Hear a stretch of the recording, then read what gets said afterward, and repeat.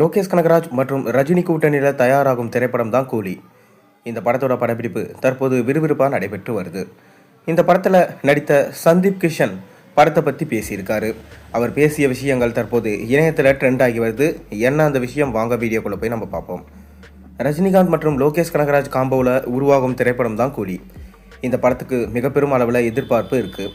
ஏனதான் இதற்கு முன்பு வெளியான ரஜினியின் வேட்டையன் திரைப்படம் கலவையான விமர்சனங்களை பெற்றாலும் லோகேஷ் கனகராஜுடைய முந்தைய படமான லியோ எதிர்பார்த்த அளவுக்கு இல்லை என சொன்னாலும் கூலி மீது மிக பெரும் எதிர்பார்ப்பு இருந்துட்டு தான் வருது.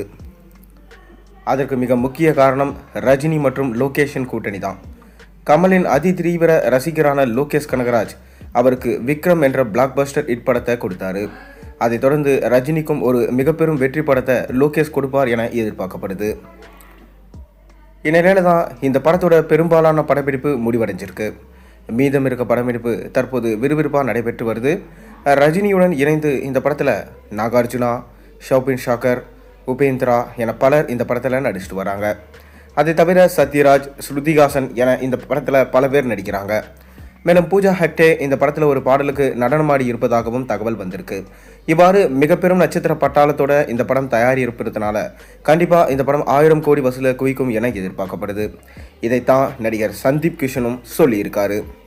சமீபத்தில் இந்த படத்தை பற்றி பேசிய சந்தீப் கிஷன், கூலி திரைப்படத்தின் 45 நிமிட காட்சிகளை பார்த்துவிட்டேன், கண்டிப்பாக இந்த படம் 1000 கோடி வசூலை குவிக்கும் என சொல்லியிருக்காரு. இந்த செய்தியை கேள்விப்பட்ட ரஜினி ரசிகர்கள் குஷியில் இருக்காங்க. இந்நிலையில் கூலி திரைப்படத்தோட 75% படப்பிடிப்பு தற்போது முடிவடைஞ்சிருக்காம். இன்னும் ஒரு மாதத்திற்குள்ள இந்த படத்தோட ஒட்டுமொத்த படப்பிடிப்பும் முடிவடைந்து விடுமாம்.